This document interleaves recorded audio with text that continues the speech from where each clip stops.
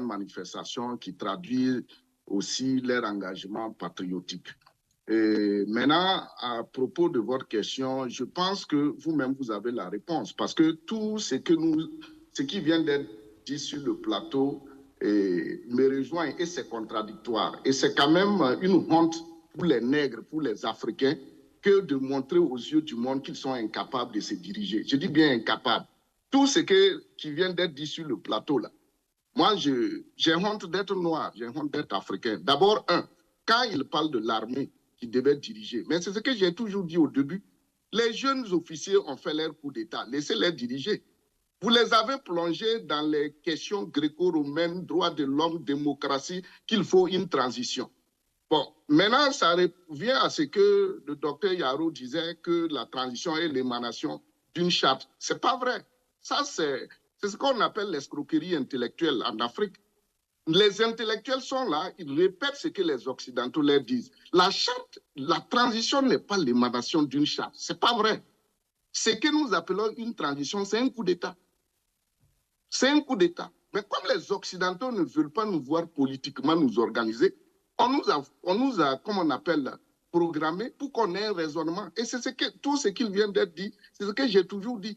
Les jeunes ont fait les coups d'État. J'ai dit, laissez-les apporter les idées. On va travailler à sortir. Regardez en Asie, ils n'ont jamais eu deux leaders. Chaque pays a eu un et ils sont partis. Un leader et ils sont partis. Mais nous, lui là va venir, on va le tuer, on va l'humilier. L'autre vient, ainsi de suite. Maintenant, vous avez parlé de la démocratie. Et il faut, quand le Coran parlait de voilà, ces questions démocratiques, même le docteur Yarou, tout ce qui vient d'être dit tout de suite. Mais vous voyez, nous, Africains, on montre aux yeux des Occidentaux qu'on est des enfants. On n'est pas intellectuellement mûrs.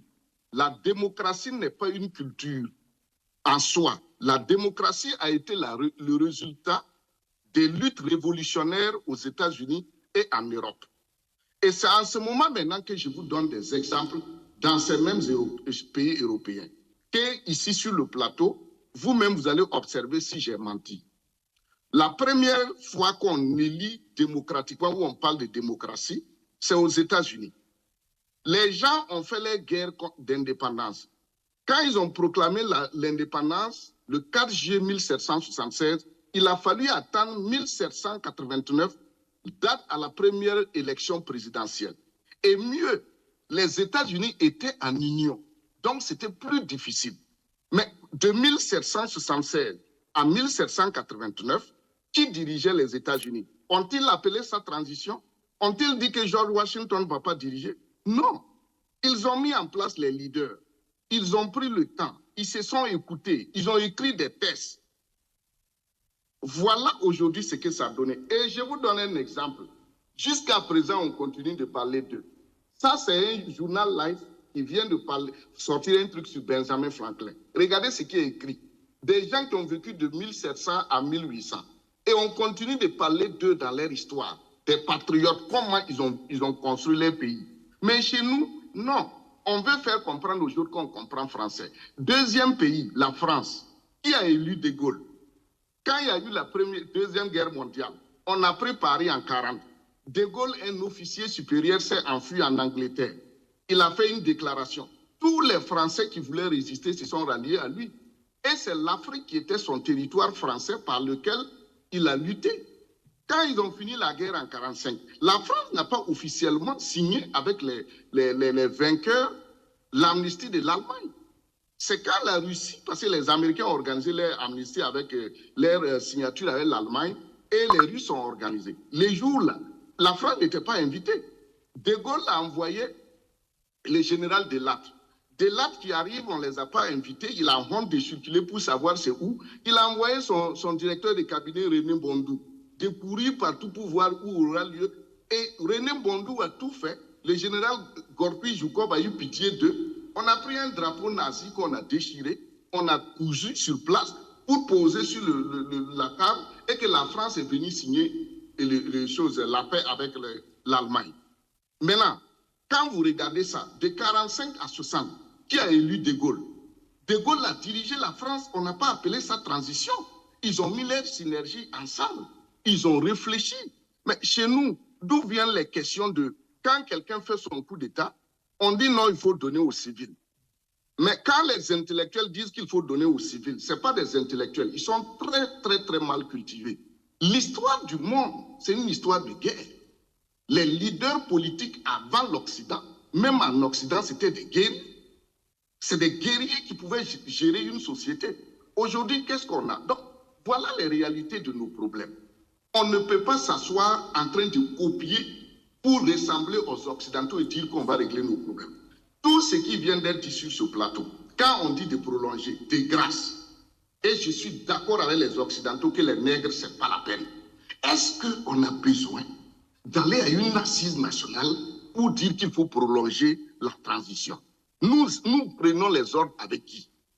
Je demande au docteur Yaro, au docteur Okoro Kalifara et à Nada Benga qu'ils me disent quelque chose. Sous Rochmar Christian Kaboré, c'était ces mêmes concertations farfelues, je dis bien farfelues de démocratie, qui ont mis en place une commission pour écrire la Constitution et on a mis environ 1 milliard. 1 milliard pour écrire notre Constitution. Ils sont là.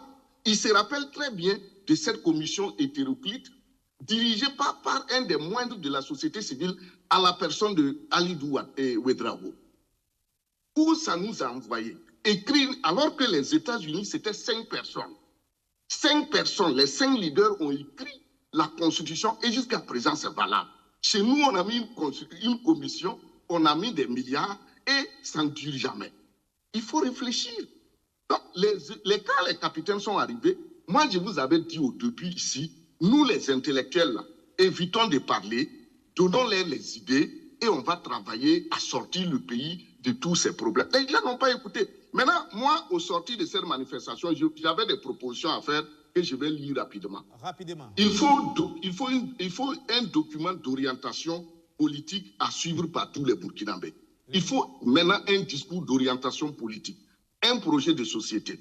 Deuxièmement, il faut former toutes les associations qui militent pour cette résistance face à la recolonisation de l'Afrique. Ces associations-là, ce n'est pas des soutiens de transition, hein. C'est des Burkinabés qui militent pour un changement. Parce qu'on les appelle les Waïya et ils ne s'appellent pas Waïya.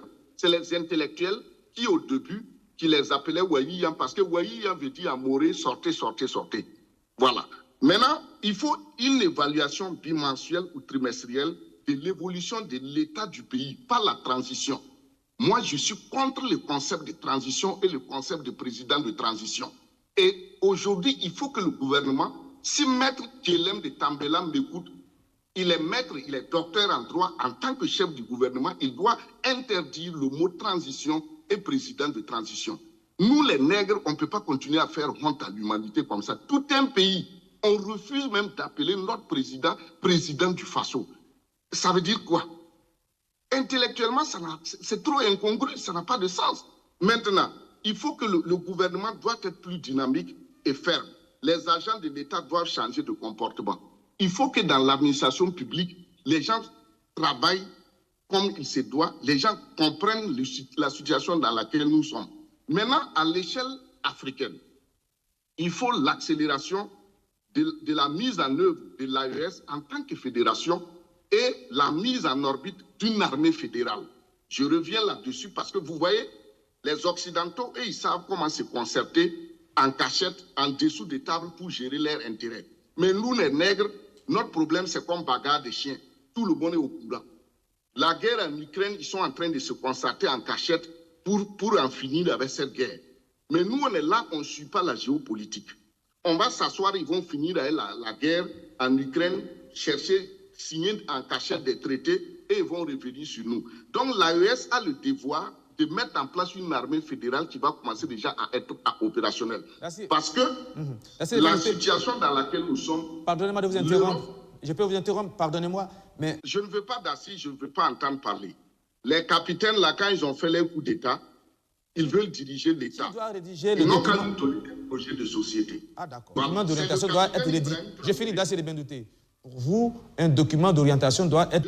Ou si vous voulez, le président du Faso, il doit dérouler maintenant son projet de société. Et ici, j'ai dit, pour aller vite, il peut adopter encore officiellement le DOP ou prendre le programme politique du parent de Laurent Gbagbo pour dire qu'on va appliquer ce projet de société-là.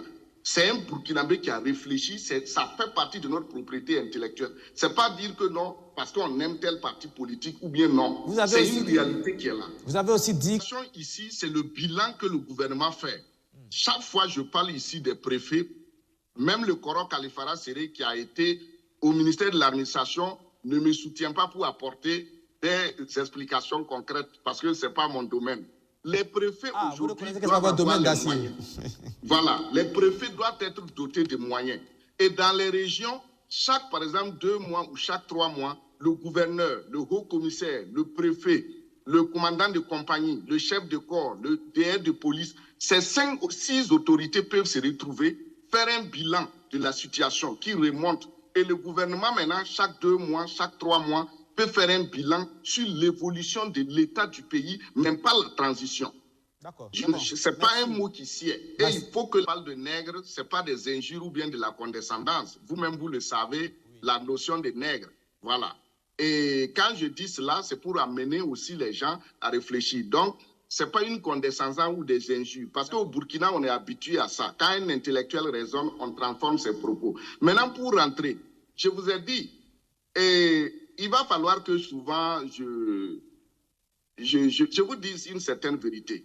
Moi, je ne suis pas venu ici parce que j'ai fui le pays. Non, moi-même, il y a certains de mes professeurs à l'université de Ouagadougou qui se plaignent que je dois rentrer parce que je suis le major de ma promotion. Ce que j'ai fait au département de sociologie, ils disent que normalement, en temps normal, il faut que j'enseigne à l'université au département pour ce que je suis et ce que j'ai fait pour le département.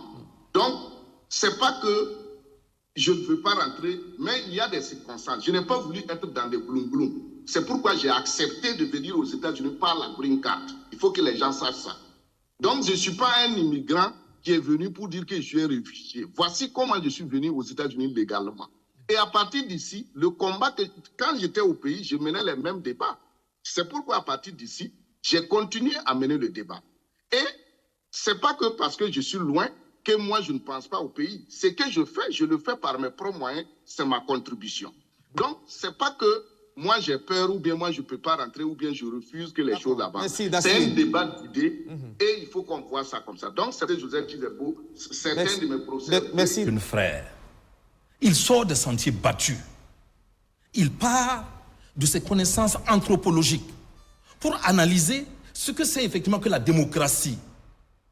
Il va puiser effectivement, moi je l'écoute bouche bée souvent pour analyser après. Il va effectivement, il repart. Il prend l'expérience des différents pays qui nous ont dévancés. Il analyse effectivement notre pratique et il nous dit où sont nos écueils. Et il ne s'arrête pas là. Il dit voilà ce que nous pouvions faire. C'est vrai qu'effectivement, il le dit avec passion, mais c'est la passion de sa conviction. Tout de suite, il a sorti effectivement des propositions concrètes. Mais je ne vois pas de la contradiction à l'intérieur effectivement de ces propositions. Il y a effectivement des pays qui ont utilisé effectivement notre DOP et qui l'ont simplement amendé et qui aujourd'hui sont la fierté de l'Afrique et un exemple dans le monde. Quand je dis ici que dans l'éventualité effectivement d'assises, les partis politiques ne doivent pas être invités, pourquoi je dis ça? C'est dans l'esprit de la chose. C'est parce qu'effectivement, les partis politiques sont faits de citoyens et de militants.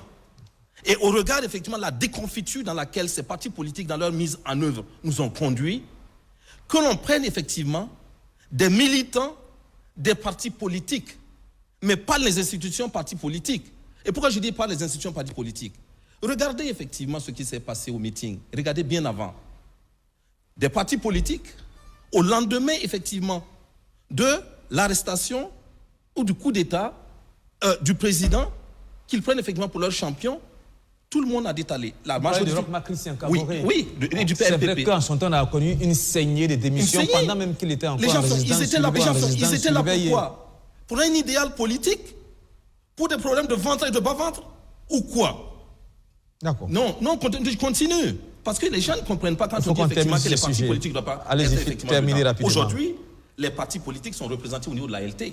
L'ALT comme institution, si elle est invitée, ils sont là. Et puis, si vous analysez les différents partis, vous verrez qu'effectivement, les porteurs d'idées, les porteurs d'idéaux sont mis de côté à la faveur, effectivement, des mangeurs et des chercheurs de postes.